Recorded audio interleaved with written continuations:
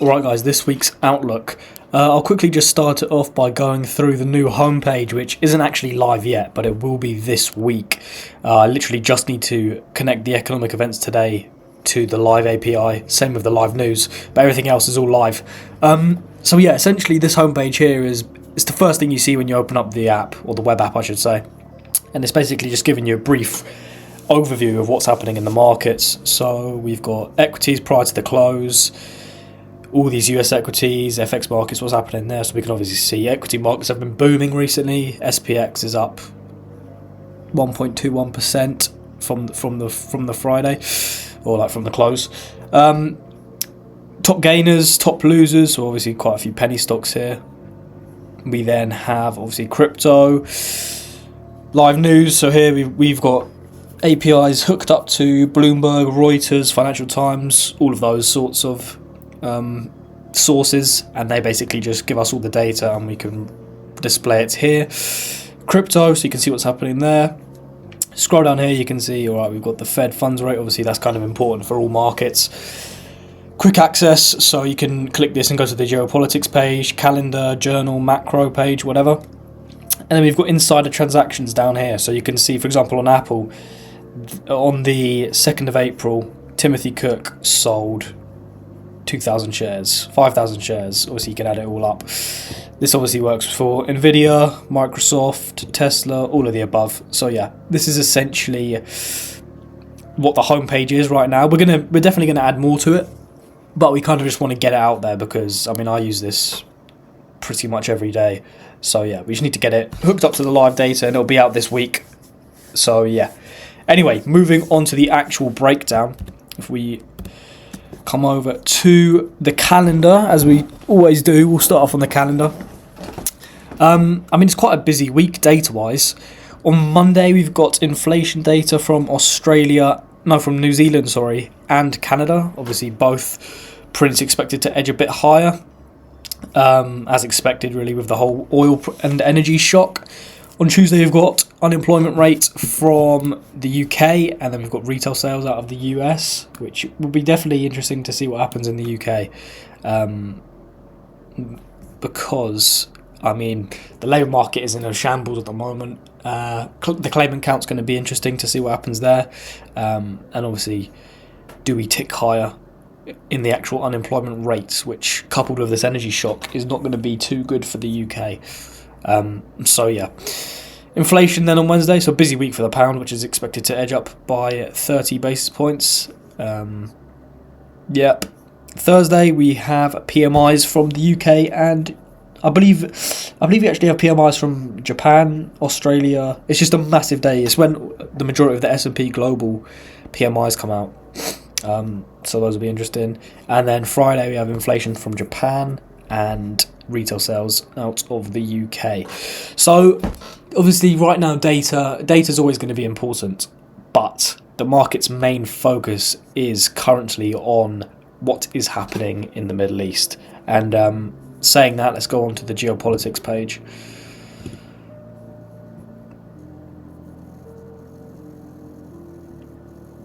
Yeah, so here, standoff escalates after Iran closes Strait of Hormuz over US blockade. Obviously, this is VIX up, equities down, risk on, risk off. So we're going to have to definitely see the market open on this, which I'll go over when we go into the macro. But yeah, essentially, this is the biggest piece of news here. The standoff escalates after Iran closes the Strait of Hormuz over US blockade. If we look to the timeline, let me just make it only Middle East. Yeah, this is the most recent development. So it's definitely tensions are high, they're elevated, and when we do see that tensions high, dollar performs well, equities do not do too well, and obviously in this situation, gold typically doesn't do too well due to the repricing in yields and the dollar strength. So yeah, that's kind of basically what we're looking at for next week geopolitically. But let's go into the actual market breakdown, and yeah. So, markets last week clearly preferred the de-escalation narrative. I mean, we saw equities close back above all-time highs over like 7,000. US oil closed around $85 per barrel, and bond yields reached a multi-week low, which all signals de-escalation. However, all that optimism was priced in due to the successful developments in the Middle East. That from being the negotiations, the mediations between Pakistan, and then obviously the Strait of Hormuz was actually opened up on Friday. However, Saturday morning, the IRGC actually closed the strait due to the US violating the ceasefire. So, therefore, market open is obviously there's gonna be a gap. And to be honest, I'm expecting a slight jolt to the upside in oil and the US dollar driven from the strait closing. Following that, Monday will also be key to see whether markets run with the escalation narrative, unlike last week where we saw the gap higher in US oil and the dollar get retraced immediately by the first London session. So yeah, I think for me, my eyes are on obviously oil, and if we gap above $100 per barrel, I'll take that as the market being extremely pessimistic, and I'll definitely on the Monday be playing the escalation narrative.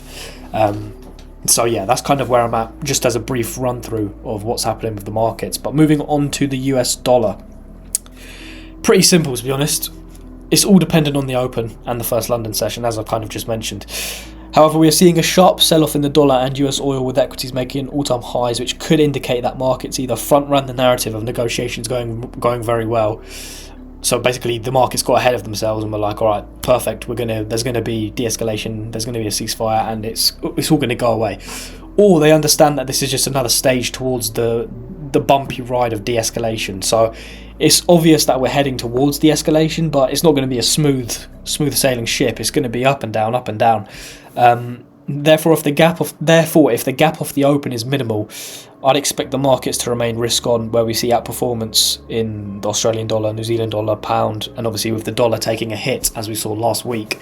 But yeah, that's essentially it for the dollar. It's very dependent on the open, which is annoying for these breakdowns because I can't give a specific, we're bullish this week, we're bearish this week. It's all dependent on the open. But essentially track the flow. Just see what's happening, how the market's reacting. First London session is critical because it's going to show you where all the hedge funds, the banks, where they're all positioning. It's going to show you, all right, are they unwinding yen longs? Are they unwinding pound longs?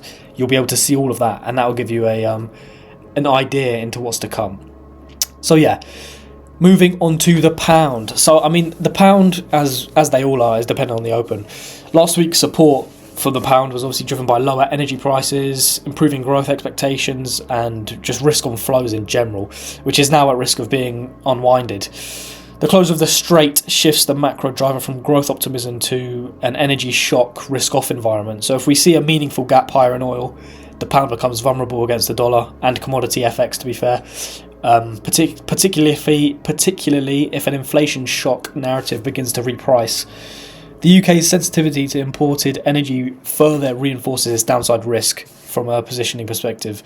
I favour GU and GJ on a strong gap, shorting those obviously, whilst GCAD becomes more... GCAD is like my go-to almost if we do get a big gap in oil.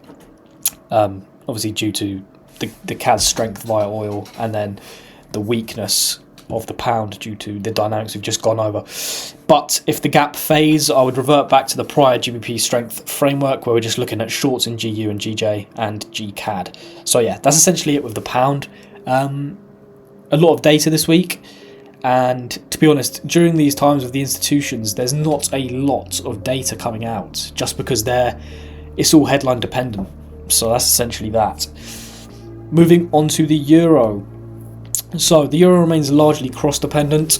Obviously, it actually benefits from falling oil prices, but we've also seen it benefit from rising energy prices, obviously due to the hawkish repricing.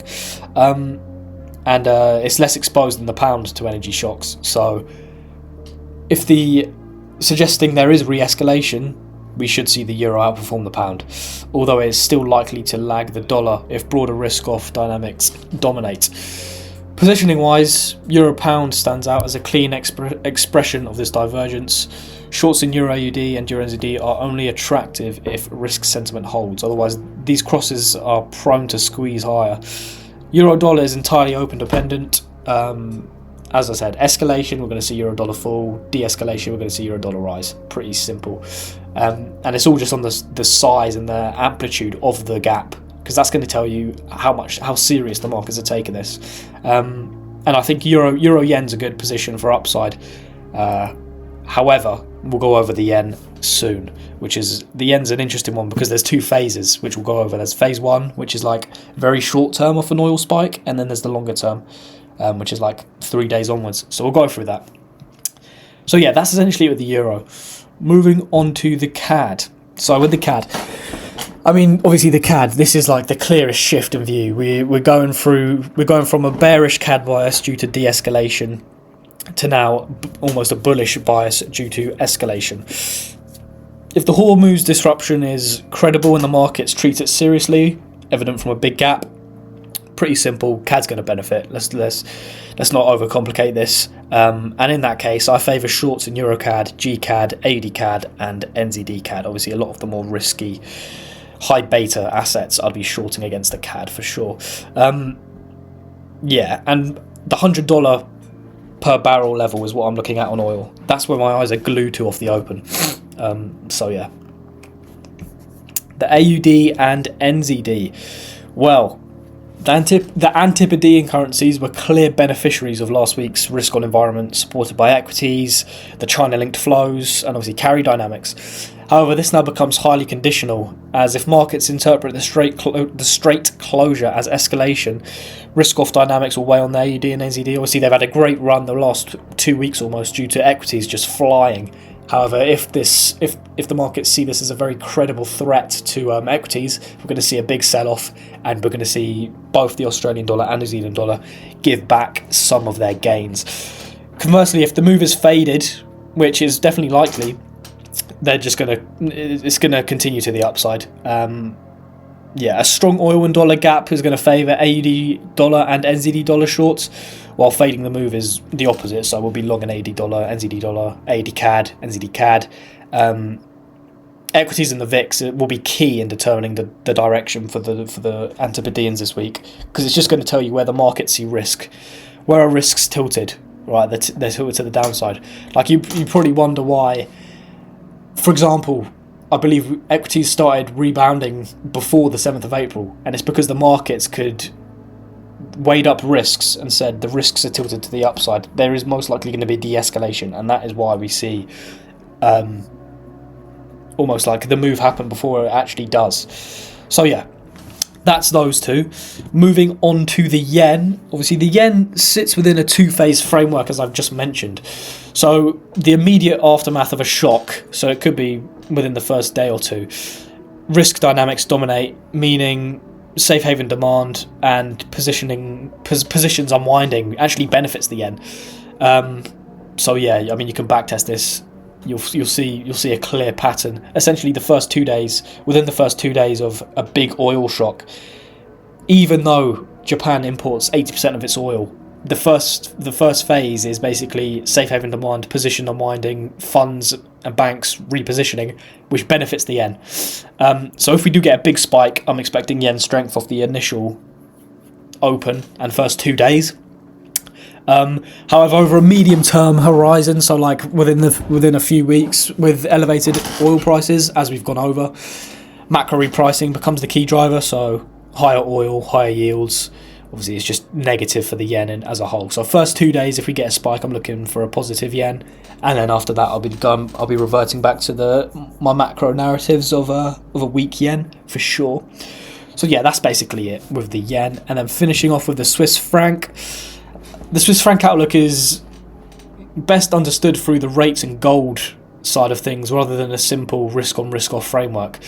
Historically, the Strait of Hormuz related risks have pressured gold just due to the hawkish repricing in yields and a stronger dollar. So in that environment, the Swiss franc, which has tracked gold very closely, tends to weaken. And therefore, if the oil shock translates into higher yields, a stronger dollar, you're going to see pairs like dollar Swiss, CAD Swiss do very well. You just have to remember that everything is context based. This is not a traditional risk on versus risk off setup, but it's more context driven, where oil feeds into fixed income markets, which then bleed into commodity markets, which then bleeds into FX markets. Think of it as in like a whole knock-on effect. You get elevated oil prices. Okay, what does this lead to? Higher inflation expectations. What does that lead to? Higher yields. What does higher yields lead to? Weakening on the gold and strengthening of dollar. Alright, so now we've got strengthening a dollar and gold becomes less attractive. Who benefits, who doesn't benefit? Well, who's linked to the gold? Australian dollar, Swiss franc. Who benefits? The dollar. That's kind of the framework you need to think about when it comes to this side of things. But yeah, that is essentially it for all the currencies this week. Now let's go into the technicals. So DXY, this position here is essentially if we get a tiny gap up and we're looking to fade. However, if we do get a massive gap up, that's when we'll have to reevaluate. All right, what's happening on oil? Actually, let me get up oil first. So yeah, I mean, this is quite a very simple way to look at it. But 7th of April, we get the ceasefire. Massive sell-off in oil. We went from $110 to below 100. 92 was the lowest. $91 was the lowest we reached. So basically, a good $20 move to the downside, which is massive in oil. 20% of its price almost. Obviously, a bit of ranging, but nothing signalling we're gonna revert this whole ceasefire move. So we're still risk on. Negotiation optimism. We see oil continue to fall. Nothing really happening here. Strait of Hormuz reopened. Another step towards de-escalation. So from 2 weeks ago, oil's gone from $110 to $80, which is a $30 decrease, which is obviously telling us markets are pricing in de-escalation. Now, this is where it gets very interesting. It's quite obvious that this candle here is going to be repriced. The Strait of Hormuz reopening, it's now closed again. That's going to get repriced. So at a minimum, we're going to get a 10% increase in oil. Now, this is where it becomes very interesting for me, at least. $100. If we close back above $100, this is where markets kind of have to decide, all right, are we going to remain optimistic or are we going to turn more pessimistic? And you'll get that answer within the first London session.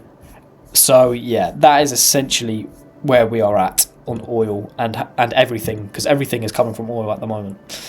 So, on to GU. GU caught some nice positions last week, 2 wins, 1 loss. However, I think we're going to get a big gap. And to be honest, if I'm thinking of going into GU and fading, I want to get in down here. I want to be very careful.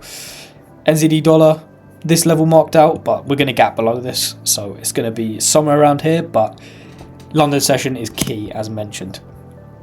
I really like this level in EU, to be fair. So yeah, I'll be looking at this. The 1675. Dollar Swiss. Dollar Swiss. Basically the DXY, as we've gone over. GCAD. GCAD's, I don't want to say tough, but it's the key levels I'm looking at is going to be around here if we continue to follow the de-escalation narrative. However, if we don't, we're obviously going to gap down, and then I think this level here we were just at. Massive candle here. We'll probably retrace into this candle, and yeah, we'll go from there. Euro UD, I really like this level here. Big level, but I think if we do end up having de-escalation and we do fade the move, this is going to be where we bounce from. Euro pound, this level here looks quite nice. Yeah. NZD, I mean, technicals are a lot harder when you're doing it based off if this happens, because it's all dependent. But I'm just going to show you the key levels I'm kind of looking at. NZD CAD, obviously, these levels down here are kind of what my eyes are on. Euro Yen, to be honest, this level down here is amazing. I'd love to get in here, but do I think we'll get to that level? Maybe not, depends on how big the gap is. GA, we're going to get a nice pullback for longer term plays for sure. Like if I got on the 12 hour, the whole of March just gave a lovely areas to get in for shorts. I mean, it's literally bang, simple stuff. GJ, yep, I'm going to want to look for longs if we abide by the de-escalation framework, and I'd probably be looking around 212.5, something like that. GN, I mean, GN is pretty simple. What I like about GN is you can literally mark up what it's very simple, this pair, which is what I love about it. Escalation, you're going to get GN higher. De-escalation, you're going to get GN lower. So play it with how the market reacts. This is such a simple pair. You could have banked so much money on literally just trading since the 27th of Feb, since it all kicked off. It's only gone in one direction, which signals how the market interprets this. Euro NZD, exact same framework. CAD Swiss, this level up here seems nice for downside, but yeah. AD CAD, this level here is very nice. Yeah, very, very nice. And I believe that's it. Yeah, that is it. So that is essentially the technicals that I'm keeping an eye on. Very London session dependent. I'll drop a comment in the comment section of this video after the London Open, just so I can tell you guys how I've interpreted it and where I think the market is going to go. And as always, there is a code in the description for 50% off on Cognito. We've got the homepage coming soon, and then we're going to actually do up the macro hub, because I think the macro hub could do with a lot better, because we kind of want to make it a Bloomberg style terminal, but for retail, and obviously at an affordable price. So yeah, that's kind of where we're going. Anyway, I'll catch you in the next video.